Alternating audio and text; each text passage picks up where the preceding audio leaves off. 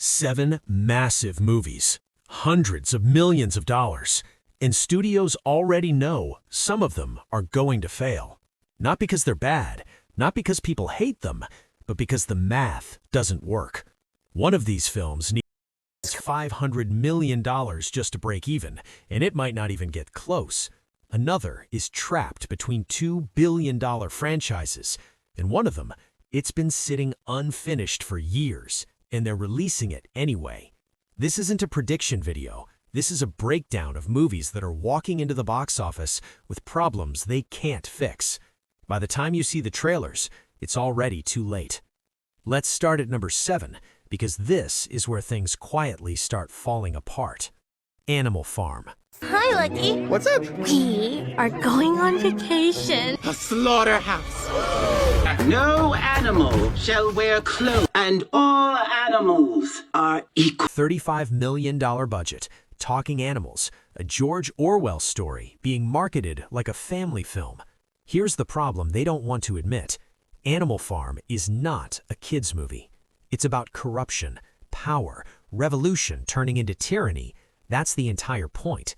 But if you soften that, add humor, make it family-friendly, you don't get a better movie. You get a meaningless one. Adults won't take it seriously. Kids won't understand it. That's both audiences gone. The trailers already feel confused, like a generic animated adventure wearing a famous name. This isn't a clear movie. It's a branding decision.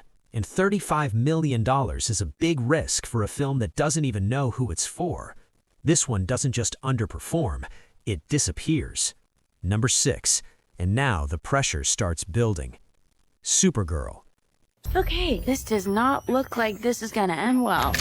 For you guys. Superhero fatigue isn't a theory anymore, it's real. Recent releases have already shown the cracks, and now DC is asking audiences to trust them again, with a $150 million film, led by a rising star with no box office track record. That's a gamble. And the timing makes it worse. It drops right between 2 massive animated franchises, which means families, the core audience, are already spending their money elsewhere. That squeeze is brutal, and early reactions to the promotional material haven't helped. DC isn't just releasing a movie here, they're asking for another chance. And right now, audiences aren't in a forgiving mood. Number 5, and this is where the strategy itself starts breaking down. Michael. Do you know what I'm after? You want to be the biggest star in the world. Music biopics are losing momentum. Audiences have seen the formula too many times, and now comes a Michael Jackson film, controlled by the Jackson estate. That tells you everything. The controversy, the complexity, the uncomfortable truth, that's exactly what won't be fully explored. So what's left?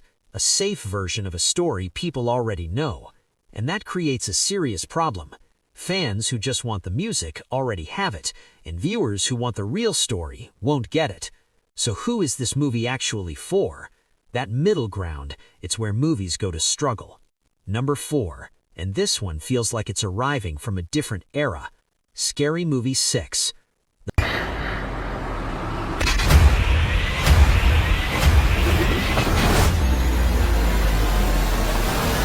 Guess who's back? Shit. Back up. The parody genre didn't evolve, it vanished.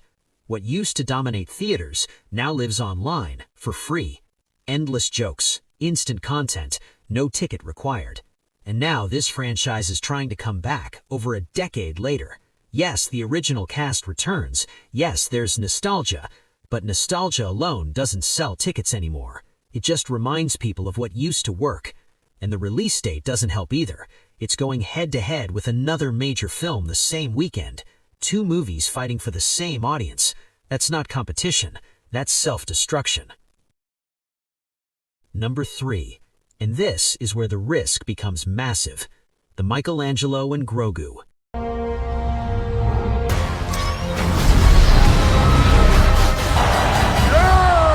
Impressive. This one hurts because the characters work, the world works, but the strategy, that's the issue. For years, audiences have been trained to watch this story at home, on streaming, at their convenience. Now suddenly, it's a theatrical event. That behavior doesn't change overnight. And the trailers haven't helped. They don't feel like a movie, they feel like extended episodes. Bigger screen, same experience. And that's dangerous, because if audiences think they can wait, they will. And for a franchise like this, anything less than huge numbers is a serious problem. Number 2, and this is where things start looking unstable. In the Gray. Sure you'd like to listen. The alternative is very expensive. Gary! Get them out of my office now. Gary, a moment. I know which version Gary would prefer. Gary, shh. On paper, this should work. Big names, strong director, serious potential. But behind the scenes, it's been messy. Delays, reshoots that never happened, a production that never fully came together. And now it's being released anyway. That's a red flag. Because when a film skips the fixes it clearly needed, you don't get a polished final product, you get what was available. And audiences can feel that. Right now, the theatrical space is brutal for films that don't immediately connect, and this one is arriving with too many questions. And finally, number 1, the biggest risk of them all. Live-action Moana. My island, my people. The stories are true. The story has just begun. Who loves my island? $200 million budget, which means it needs at least $500 million just to break even. Now here's the reality. Audiences have already seen this story. Twice. The original was a hit. The sequel was even bigger. And now they're being asked to watch it again. Same world, same characters, different format. That's a tough sell. And it gets riskier. A new lead actress with no box office history, a co-star whose drawing power has been slipping, and a strategy that just failed, expensively, because recent live-action remakes haven't been landing the same way anymore. So what is this really relying on? Recognition, familiarity, nostalgia. But that's not enough anymore. And if this doesn't hit that $500 million mark, it's not just a disappointment, it's a statement. 2026 is already proving something the industry keeps trying to ignore. A big name doesn't save you, a famous franchise doesn't protect you, and a massive budget, that can actually make things worse. Because audiences aren't showing up just because they recognize something anymore, and the studios that haven't figured that out yet are about to pay for it.